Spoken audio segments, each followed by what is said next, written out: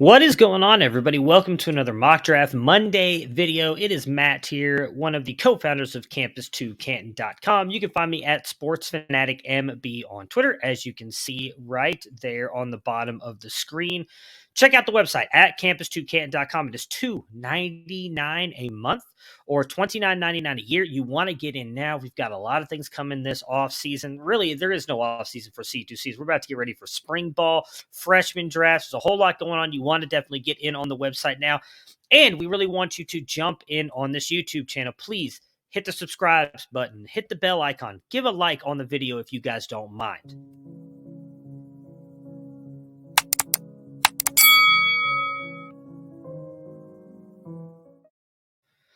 Did you guys do it yet? Have you hit subscribe? Have you done it? Please do, because we love the support that we've gotten so far. We really want to continue to grow this channel, and we can't do that without you guys. So subscribe to the channel, hit that bell icon, give us a like, and talk to me in the comments about the draft. It's been a lot of fun conversing with some of you guys over the past couple mock draft videos we've done. And for today's, we are going to do a C2C mock draft 1.0. I've not done one of these yet, and we're going to do one first and second round in this one video. I'm going to tell you guys kind of my strategy, how I go about a C2C draft. That is our website. I want to start diving some more into this content. I'm giving you a ton of rookie content lately. Now we're going to dive into these. And at the 1-1, this has really kind of been, this is Austin Nace, one of the co-founder of the website. You guys can find him at Devy Deets on Twitter. He started the 0 QB run last year, and I think it applies very well to what you should do in the C2C draft. There are two players that I think should easily go off the board as the top two picks in every C2C draft. And got ahead of myself. What's a C2C league? Campus2Canton League, what our website is based on is that format. You play out your college side.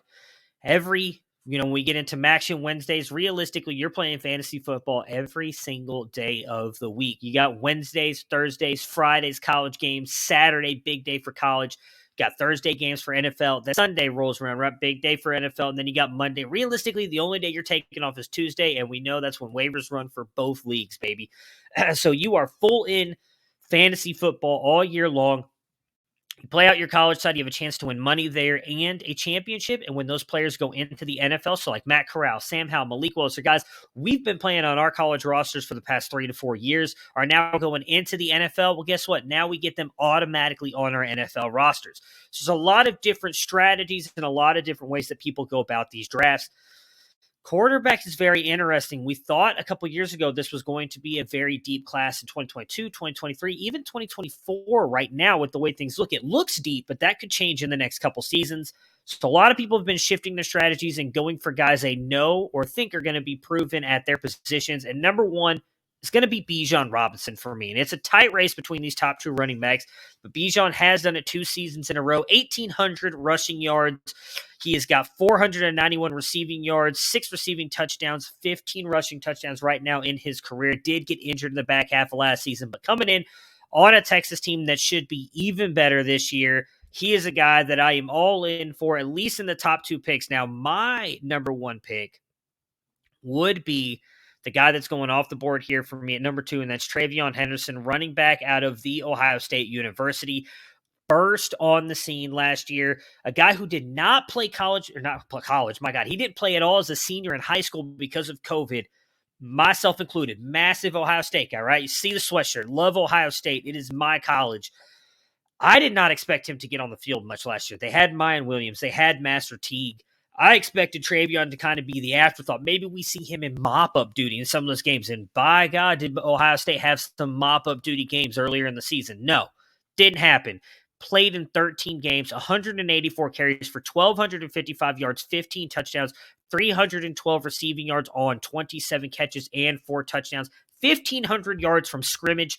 The reason, my argument for Trayvon over Bijan, I didn't take him in this draft because most people wouldn't. My argument for him over Bijan is he's already doing what Bijan was doing as a true freshman. 6.8 yards in average rushing the ball, right? Bijan's highest was 8.2 as a freshman last year. Was in and out of games. Some of that was probably because of the coaching staff. A lot of it has been talked about that. But for whatever reason, he couldn't get on the field. Trayvon did, and Ohio State's offense, I think, is going to be better. We know what Ohio State's offense is Trayvon, I think, is in for another big year. That puts us up at 3. 3 is an interesting spot. Apologies. My ear itches. I don't know why.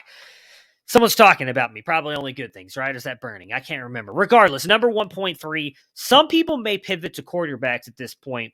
There's still one running back on the board that I would probably, not probably because I'm about to do it, I would steer toward probably grabbing here at 1.3 before going into the quarterback pool because of what I think he can be. You're doing a lot of projection with this guy. That's Jahmyr Gibbs.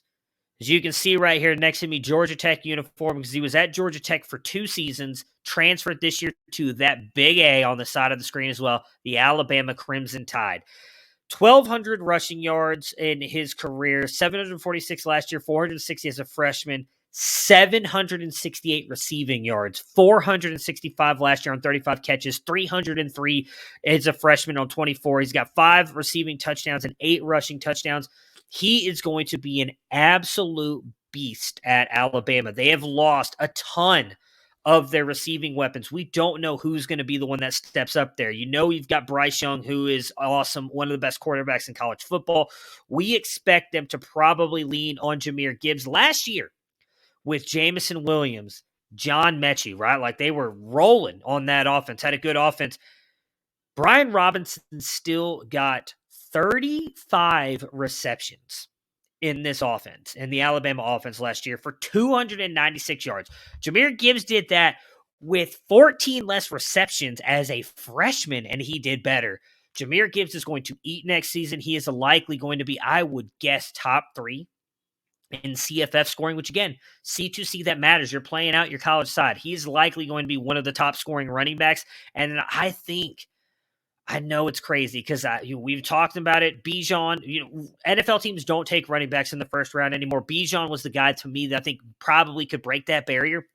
Jahmyr Gibbs goes out there and realistically puts up, let's go 1,100 or 1,000 rushing yards and 700, 800 receiving yards on 35 catches. I mean, just to extrapolate that out a little bit, he had 30 catches as a sophomore in Georgia Tech. 35, for almost 500 yards.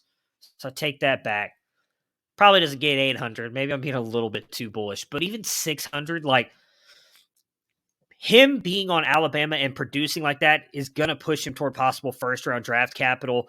Jahmyr Gibbs, I'm all in on taking above any of the quarterbacks, which are going to go now. And there's 2 that I think have solidified themselves somewhere in the mid of the first round. I'm taking this guy first just because he has closer to the NFL. Don't have as many questions about him. That's Bryce Young out of Alabama.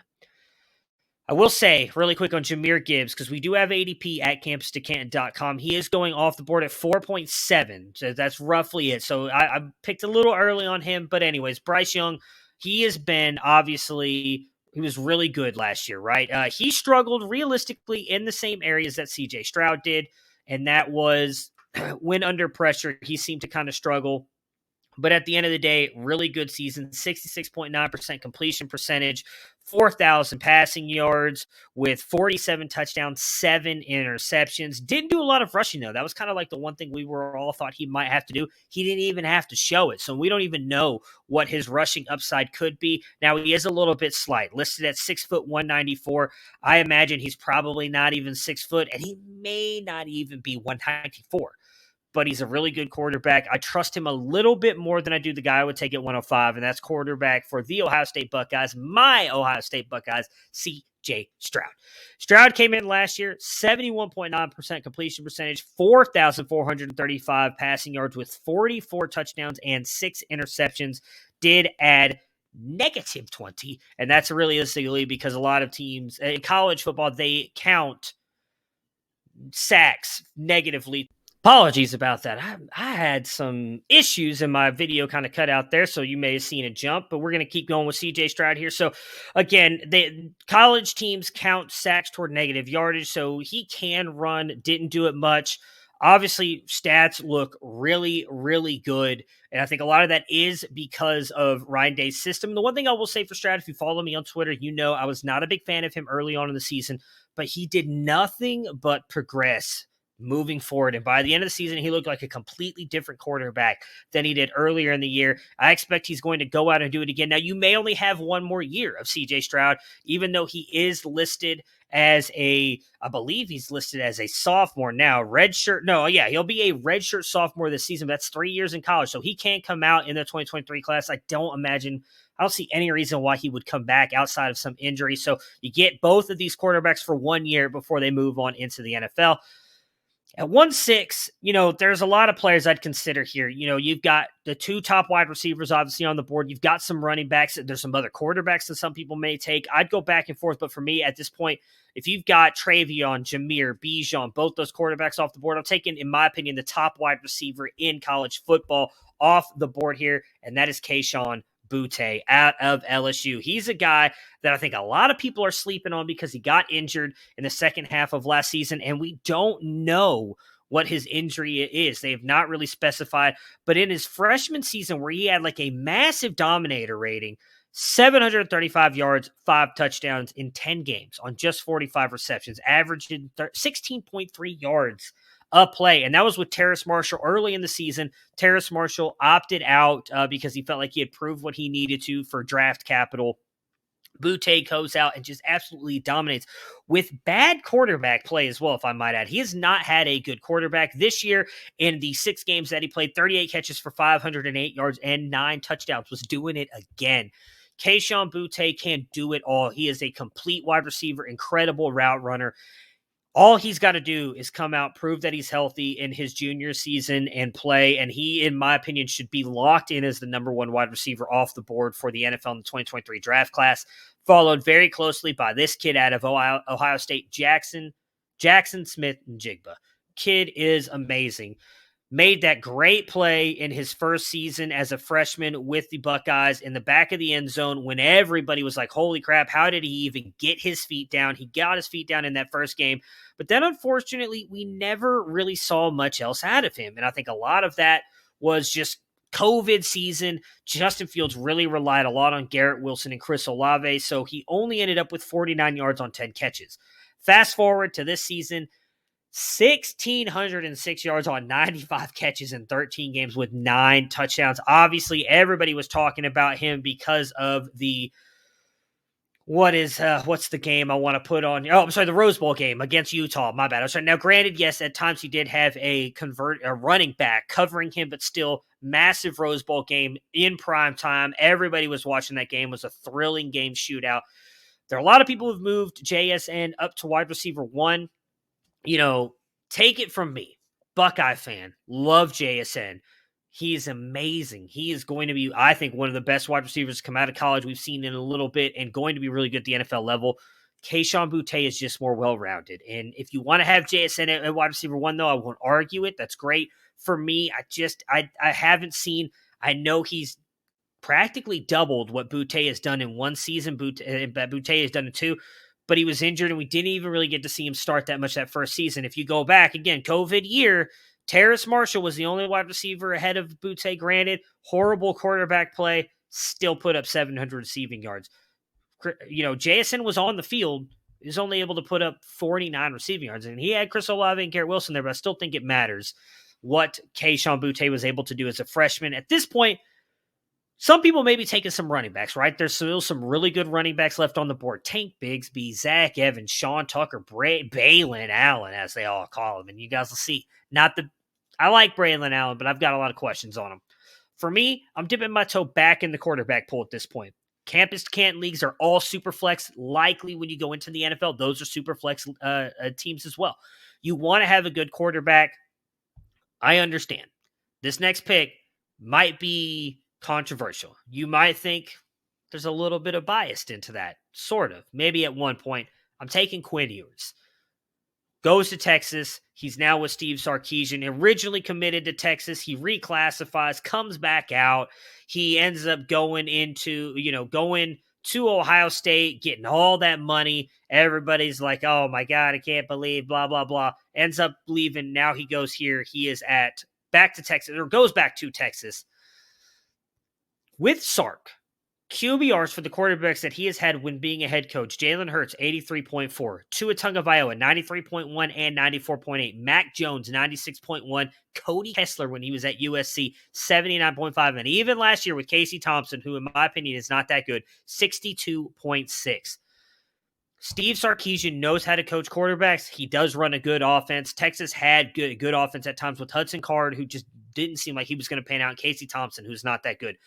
And out of all the guys I read, Mac Jones, Jalen Hurts, Tua Tagovailoa, Cody Kessler, Quinn Ewers is better than all of them right now.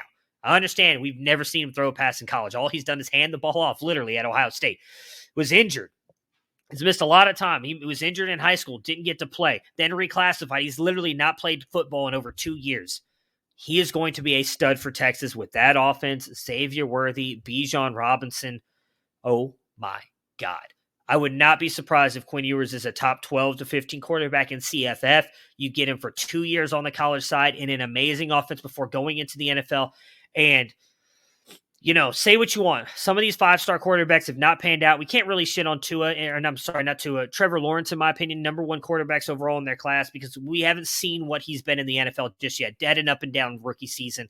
Quinn Ewers, one of the highest rated prospects ever, highest rated quarterback ever.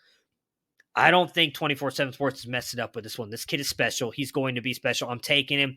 Then at 1.9, I'm dipping my toes back in the pool. And this is why I said some people might find it controversial. Some would probably take this guy over Quinn Ewers because he has produced at the college level, and that is Caleb Williams. The transfer portal, woes or drama, whatever you want to call it, is over with. He does choose to go to USC to go back with Lincoln Riley. Lincoln Riley recruited Caleb Williams. That was his guy. Brought him into Oklahoma. He leaves, goes to USC. Caleb Williams follows him in 11 games, 64.5 completion percentage, 1,900 passing yards with 21 touchdowns and 4 interceptions. Does also run for 442 yards and 6 touchdowns. Caleb Williams is going to be good at USC. What I worry about with him is coming out of high school, we were a little bit worried about what he could be as a passer because his accuracy was not quite there, and he struggled against not even sometimes the most, the best high school competition. Comes into college, and he had some amazing passes. I mean, there were some passes that he threw that was like, okay, Caleb Williams is a good passer, specifically the one that stands out in the Texas game that went to Marvin Mims down the sideline in the end zone. Holy crap. But then we got into the year a little bit, and he struggled. The one thing that gives him a little bit of a step up, whatever you want to call it, above his competition or above the defense is what he can do with his legs. That is going to be able to buy him time. He's going to be able to make plays. I think he's going to be good for CFF. I'm a little bit worried about what he can be fully. Like, we start to look at these guys who have, 64 is not bad. It was actually a good year. I think some of that was Lincoln Riley's system. But in high school is like 50-something, I believe. Like, do we start to see a little bit more of that Caleb Williams? I worry. And maybe that's, you're going to look at this and say, Matt, you're an idiot. That's fine. I am an idiot. I probably won't have a lot of Caleb Williams because I would not reach on him much higher than this right here. And so that may end up costing me in the long run. I think he's going to be good for CFF. I just worry about what his actual future is at the NFL because we love to look at these guys and say, well, look what happened with Josh Allen and Lamar Jackson. Those guys are outliers. There's a lot more quarterbacks you look at who had horrible completion percentages in college and high school that did not pan out at the NFL level. Next up at 110, I am taking the receiver who is likely going to benefit even more from Sark and Quinn Ewers, and that is Xavier Worthy. He broke on to the scene last year. A lot of people have him as the number 1 wide receiver in his class, and, it's probably good merit. Kid had 998 receiving yards and 12 touchdowns. Really good season. I think, and I know Austin, again, I'm going to give a second shout out on the show here. Agree with him. He agrees. We agree. Marvin Harrison Jr. at Ohio State is going to be the best wide receiver in their class. That being said, in 2024 class. That being said, Xavier Worthy, he's going to produce great offense, going to be the number 1 there. Finally gets a quarterback like Quinn Ewers. I mean, he did that with Casey Thompson. Imagine having a quarterback like Quinn Ewers throwing him the ball. Next up for me at 111, I'm sticking with wide receivers, and I am a little bit worried about this wide receiver because he did lose his quarterback who was a star. Well, he was great last year, was really good for this player. but I don't know who the quarterback's going to be, but I'm sticking with Josh Downs. Kid had an amazing season last year, one of the best CFF wide receivers. Some of that, again, was Sam Howell, who just targeted the hell out of him, had 101 receptions for 1,335 receiving yards last year, added an 8 touchdown. Is it going to be Criswell? Is it going to be Drake May? I don't know. Whoever it is, though, I think they are going to target Downs a lot. He's going to get the ball a lot. He's going to be the one in that offense. And, he is a little bit on the small side, listed at 5'10", 180. Is he 5'10"? I don't know. But with what he's shown, I think he's legitimately going to be a slot nightmare again this year and when he goes into the NFL. I'm taking him here at 111. Then at 112, I'm torn. There's, a couple running backs. There's a wide receiver here that I'm looking at. But this kid, I've liked him for the past couple seasons. A lot of people don't like him because they think he's got off-field issues. I think that's a bunch of bullshit. I'm sorry for cussing, but I'm just going to go ahead and say that. And that's Zach Evans. Played TCU, transfers to Ole Miss, and there's a lot of rumors. He did have some off-field stuff when it came to his recruiting, and it definitely affected him. It's why he ended up at TCU. But then there was a lot of rumors this year about, okay, well, he, missed his curfew one night, so he was suspended for a quarter. Like, I don't care. It was curfew. Cannot tell me. Most of you watched this video of broken curfew at one point. Like, he got suspended for a quarter. He was back in the game and playing and was fine. Then there was a lot of stuff that he didn't end up, removed his stuff off social media, and everybody's like, oh, here we go again, immature Zach Evans. Or was it because Gary Patterson was about to be fired? Who recruited him? Who he believed in? Who he wanted to play for? That's where I would lean. He's transferring to Ole Miss now. Lane Kiffin's offense, what he does with running backs is absolutely ridiculous.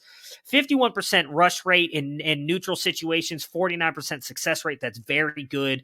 I think that he is going to continue to do that. Last year, 648 rushing yards, 5 touchdowns, 10 receptions for 130 yards and 1 touchdown. Zach Evans is going to be huge for Ole Miss in this rushing offense with his quarterback, who you're going to likely see go in the second round here. I'm all in on Zach Evans. So that's my first round. Bijan, Trayvon Henderson, Jamal Gibbs, Bryce Young, C.J. Stroud, KeShawn Boyd, J.S.N., Quinn Ewers, Caleb Williams, Xavier Worthy, Josh Downs, Zach Evans. Let's jump into round 2, shall we? We're going to move this around a little bit quicker because I want to try and keep this as close to 30 minutes as possible. At 2.1, a lot of running backs, a lot of wide receivers I consider here. I'm taking Will Shipley out of Clemson.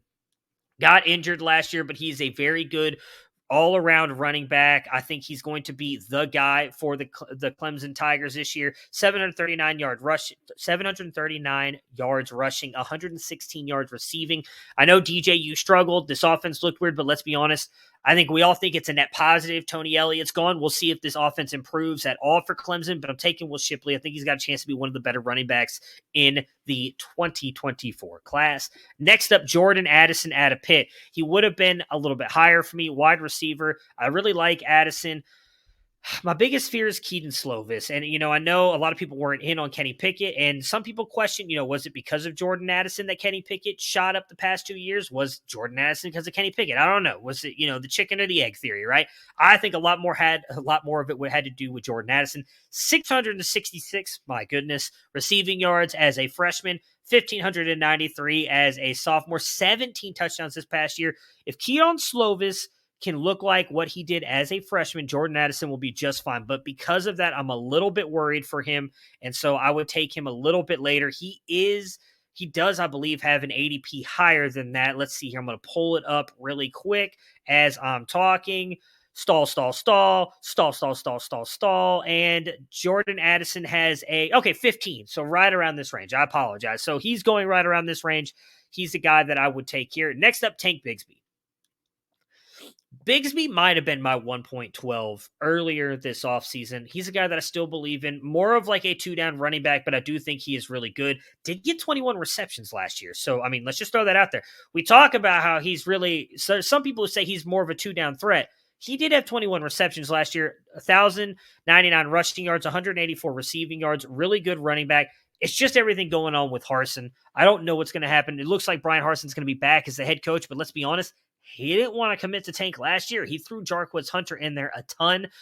Tank has a chance to be one of the best CFF running backs, and I do think is likely a day 2 pick, probably second-round pick in the NFL, so I'd be willing to take a stab on him here. Next up for me is a guy that I've loved since coming out of high school, Quintin Johnson.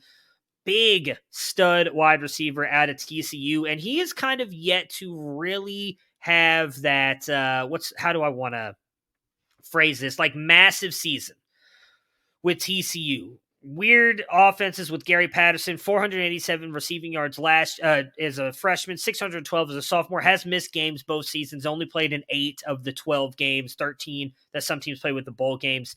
Now he's getting Sonny Dykes. Sonny Dykes, one of the best offensive minds in games. What he's been able to do with wide receivers, none of which are as talented as Quintin Johnson. Johnson should be in for a massive season this year.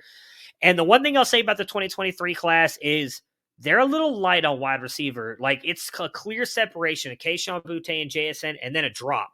And I drop it off the screen because that's the drop. Quintin Johnson, I think, has a chance to jump into that tier 1 with those two guys. Really good season, I think, coming for him with Sonny Dykes at TCU. Next up, everybody's favorite running back, Braylon Allen. Look, Braylon Allen, really good season. I shouldn't even say that. Incredible season last year, right? Like, I'm not going to take anything away from him. Reclassified, was linebacker, comes in, plays running back. 1,268 rushing yards, 6.8 average, 12 touchdowns. Gets 8 receptions for 39 yards. Not really much in that part of the game, which is okay. It's not the end-all, be-all.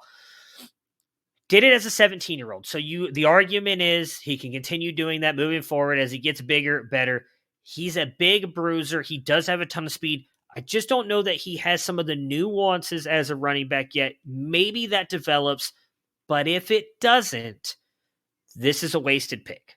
Right? No. Back that up. Not a wasted pick, because I do think he'll be good for college. Wisconsin running back with that offensive line. Doesn't matter if he doesn't have great vision, because they're going to block up holes that, anybody could see. He's going to get through them with his speed and burst and get a touchdown likely. I don't know that he projects to the NFL like everybody's saying he does. I am someone who's a little bit hesitant on him. A lot of people aren't, and so I am definitely in the minority here. I want to see it out of him again. 2.5, though, I'd feel comfortable taking him here. Earlier C2C mocks that we had going back in like December, January, he was going to the first round. I'm not taking him in the first round. If he falls to this point in the draft, I'm fine taking him after a lot of the guys that are there. There's a couple running backs I like, including the guy next. Maybe I'd think about, but I'd probably take Braylon Allen here. I still think there's questions about his game, though. Sean Tucker out of Syracuse is who I take here at 2.6. Tucker had a great season last year, really started to get some pub after really nobody talking about him. Just 626 yards as a freshman, but then last year, 1,496 rushing yards with 12 touchdowns, 20 receptions for 255 yards out of Syracuse, right? Ain't nobody talking about him. The one thing I think hurts him is just that. Playing out of Syracuse. I still think he's got a shot to get day 2 draft capital, though. Maybe a round 3 pick, especially if he goes out there and produces again. Should be good for CFF purposes, so I'm willing to take him here. I think, just based on what we've seen on the field, he's easier to project forward to the NFL than Braylon Allen because of what I've seen out of his game. Good burst, vision, everything. But I understand, like, these two are interchangeable for me. I'd be fine, again, taking either one of them here. Next up, I mentioned earlier, Zach Evans, quarterback, will be going off the board in the second round. He goes here for me. Jackson Dart. He's that next quarterback I'd be willing to take a shot on. Really good kid. Had a chance to play last year a little bit, got injured, ends up, unfortunately, sitting out a couple games, comes back, doesn't quite look the same. But Jackson Dart can do it all. One of the best quarterbacks to come out of Carter Canyon, I think it is, in Utah. Really, really, really good quarterback. I think him going to Ole Miss is going to be really good for him. Probably a top 15 option CFF-wise at quarterback. Can run a little bit, but it's his arm talent that's going to be the thing. I expect Jackson Dart's going to have a massive season this year. He's going to be a really interesting guy in that 2024 class on where he goes. Next up for me, I'd go back to the quarterback pool. And this might be, again, controversial for some. He has not thrown a single pass to Drew Aller. Going to Penn State, he'll be a freshman this year. We may not even see him. I think we will. Some people will tell you that we're not going to see him play at all this year in college football. We know that James Franklin has a tendency to ride with his upperclassmen longer than he probably should. Sean Clifford is coming back. Had he not been coming back, I think Drew Aller's winning this job no matter what. But Sean Clifford's coming back. I think Clifford's going to start the season, but they play a lot of tough games earlier in the season. I would not be surprised if we don't see Drew Aller by like week 7, 8, or 9. He is going to be the next stud quarterback. He's my number one. I know some people are moving Devin Brown, who's going to the Ohio State University, over him. And I understand the argument. Devin Brown, I think, is very good. But with what Aller can do with his legs and his arm talent, he's the easy one for me. I would not be surprised if he is not the number one quarterback in the 2025 class, NFL class, and one of the top picks in that class overall. Drew Aller, I think, is going to be an absolute stud. I'm taking him here at 2.8. Next up, Ja'Cory Brooks out of Alabama. Wide receiver, highly touted freshman last year. There were a lot of people who had him as the number one wide receiver in his class. Didn't do much, unfortunately. Again, they bring in Jamison Williams, John Mechie on the other side. Both guys do really well. 15 receptions for 192 yards and just 2 touchdowns. Not a year 1-0 for Austin and Chris Moxley's metrics, though, which is good. I think he has a chance to be the guy in this offense. They did obviously get the transfer from Georgia. My goodness, his name is just jumped out of my head at the moment, so I apologize about that. And we're probably not going to remember it, so we'll just move on.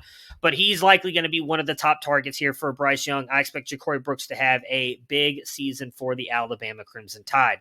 Next up, I'm dipping back into the freshman pool for 2 picks. Running backs are huge. Nicholas Singleton going to Penn State. Think this kid is going to be legit. He can do it all. Power, speed, elusiveness. I didn't have to do a lot of that in high school. He got a lot of stretch plays and a lot of runs to the outside and just left everybody in his dust. Already, though, very good size for him coming into college. And we've seen what these running backs have been able to do at Penn State, right? We go back, look at, Saquon Barkley, obviously, despite what he's done in the NFL, which has not been great due to injuries and everything, but still, really good player. Miles Sanders, my God, I was trying to remember his name. Miles Sanders, who got really good draft capital, did play, but only played really one good season there, right, at Penn State. Nicholas Singleton comes in listed at 6'2", listed at over 20 miles per hour on our website. They've tracked his speed over. I think he hit 21, maybe even 22. Extremely fast for his size at 6'2", He's going to be, I think, the bell cow for this offense. He's going to be an absolute stud for you for 3 years. And I think with that college weight and conditioning program, with what they've been able to do with their athletes, already coming in at 6'2", probably being the starter. Maybe not day one, but early this year. I think we might be talking about Nicholas Singleton being better than Saquon Barkley when he leaves Penn State. I know that's an blasphemous thing to say. Nicholas Singleton's going to be a stud. Jalen Blue's next for me at 211. Going to Texas, you're probably not going to get much out of him this year. I think he plays. There's a lot of people say they won't see the field. I think he will play. They do still have Roschon Johnson, obviously Bijan, who's going to be the stud there. Jalen Blue's going to be the next Bijan, though, guys. He's incredibly patient. He's got a third gear that he doesn't show much. Clocked at 21 miles per hour as well. Jalen Blue, very good. Really good receiver as well. He's going to be the next big stud. You may only get 2 great years of production from him, but that is worth it for me taking him here in the second round. Last but not least, I'm taking my tight end one, Michael Mayer. Kind of crazy, I know, for some people. I think both him and Brock Bowers are right around, their ADP is listed right around the 2.8, 2.9 range. I don't have any issues taking tight ends here, especially because both those guys are going to produce and get you CFF points, and they're really the only 2 that I think you can project forward to the NFL, which is why I'm just out on tight ends. I'm not taking them because I can find guys who will get me points at the tight end position and just worry about on my NFL side drafting guys like George Kittle or, all the NFL guys left. Travis Kelce's obviously kind of on his way out. Kyle Pitts. I'll take those guys early in my NFL drafts to make sure I've got the tight end secured for a long time, and then just grab these guys who are going to produce on the college end that don't really matter much. Xavier Gaines out of Marshall, who is a top scoring tight end. That's fine. He's never going to be much in the NFL, but you can find those guys. Michael Mayer, though, is going to do both. He's going to produce and be a top tight end on the CFF side, and then you're going to get him on the NFL side, and I would not be surprised if he's not a top 10, top 8, top 5, maybe even tight end in the NFL the minute he steps into the NFL realm, because he's just that damn good at blocking and receiving. So he's my number 12. Guys, thank you so much for checking out this mock draft video for C2C purposes. We'll continue to do this. Well, mess my camera up. Whatever. I'm going to continue to do these as we move closer and closer to freshman draft season. We'll do some freshman draft ones as well. Guys, please, subscribe to the channel, hit the bell icon, and like the channel. Comment below what you guys like about this draft. If you want to know more about C2C, you can hit me up. My link will be on there, or you can check out the website. Ton of free content that you don't have to pay for as well. We'll be back again with another Mock Draft Monday.